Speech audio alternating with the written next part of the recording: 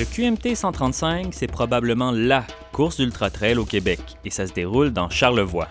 Au départ de Baie-Saint-Paul, les participants doivent parcourir près de 135 km avec 6000 mètres de dénivelé pour rejoindre le Mont-Saint-Anne. Chaque année, ce sont des centaines de coureurs d'un peu partout dans le monde qui viennent relever cet incroyable défi.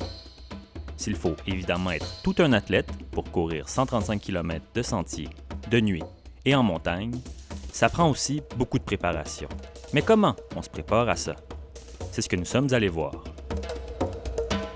Comment on se prépare à une course de 135 km?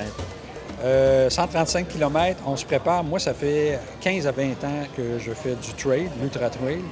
Alors, on ne peut pas penser faire une préparation dans les derniers mois, à moins d'être un athlète déjà confirmé.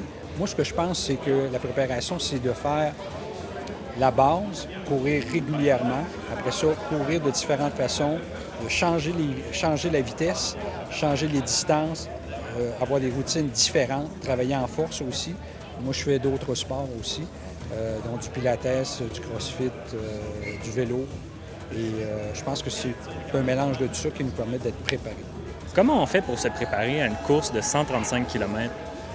On court beaucoup, là. Je pense que c'est ça que je fais depuis plusieurs années, c'est de courir beaucoup. Puis je suis pas celui qui a le plus de programme d'entraînement, mettons, mais mettons que je tiens un volume assez gros d'entraînement pour être prêt justement à affronter un défi comme ça. Mais ce n'est pas tout. Gérer 315 coureurs sur une aussi grande distance, ça aussi, ça demande de la préparation. Quelque chose que l'organisation du Québec Mégatrail développe depuis maintenant 14 ans. Comment on se prépare en tant qu'organisation à une course de 135 km? C'est une logistique vraiment incroyable. Dans le fond, nous autres, on prépare ça un an d'avance. C'est de partir très large en pensant à tous les détails pour shooter pour tirer dans le trou d'une aiguille. Il y a 450 bénévoles répartis sur le parcours du 135 km. Il y a 13 ravitaillements. Puis les ravitaillements, on parle de... C'est pas juste des tables avec de l'eau. On a une multitude de nourriture, des grilled cheese, du mac and cheese. Après ça, du riz, plusieurs boissons. On a des équipes médicales qui sont à peu près partout sur le parcours pour s'assurer que tout le monde est en bonne santé. On a des équipes de communication, un live. Mettons qu'on s'en est mis beaucoup cette année. On a une préparation, mais en général, c'est qu'on va vraiment s'adapter selon le rythme de la course, la température. Fait qu'on ne peut pas être prêt à 100 %. Il faut vraiment s'adapter à chaque situation qui peut changer d'heure en heure. Et justement, cette année, la chaleur et l'humidité attendaient les coureurs. Un défi supplémentaire qui crée de vrais défis, notamment quant à la gestion de l'eau.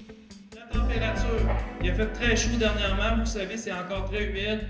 On a mis tout en place pour s'assurer que vous allez avoir en masse d'eau. On a pratiquement doublé la quantité d'eau dans les ravitaillements. Là, c'est bien important de se mettre en tête que l'eau, c'est pour boire, c'est pas pour s'asperger avec. Ça va devenir une denrée très rare en fin de semaine, l'eau. Il y a le 80 km qui va passer par la majorité de votre parcours, qui sont 550 sur le 80 km. Fait que vous imaginez que toute l'eau qu'on a stockée, on en a besoin pour les coureurs pour boire seulement. Sur des longues distances puis des trajets linéaires comme on a pour le 135, on a des ravitaux, des feed zones, des ravitaux là, qui ne sont pas nécessairement souvent facilement accessibles. Fait que déjà, il faut planifier la logistique. Là, combien de 18 litres d'eau qu'on va amener à telle place, telle place. Par exemple, au Cap du Salut, ça, là, on a besoin de tant de 18 litres d'eau. Quand je dis tant, là, c'est genre 80 à 90 18 bouteilles d'eau. Là. Fait que c'est quand même pas mal d'eau. Puis comme ce soir, on le voit, là, c'est particulièrement pesant comme température. Donc, on s'attend que les coureurs vont vouloir s'hydrater là, tout au long de la course. Oui, avec le temps, là, comme là, on est rendu dans la 14e édition, là, c'est sûr qu'au début, on avait peut-être 250 coureurs sur un parcours de 25 km. Là, maintenant, là, on a des parcours là, qui partent de 1 km pour les enfants, 6, 10, etc., jusqu'à 135. Puis on a quand même beaucoup de monde puis beaucoup de logistique. Juste en chiffre comme ça, là, il y a au-dessus de 450 bénévoles cette année là, qui nous donnent un coup de main. Si on n'avait pas ces gens-là, on ne serait pas capable d'avoir un événement de cette ampleur-là, de cette qualité-là, puis de ce support-là aussi. Finalement, c'est après 16 h 40 minutes et 30 secondes de course que le Polonais Kamil Leźniak a battu le record pour arriver à la première place du podium.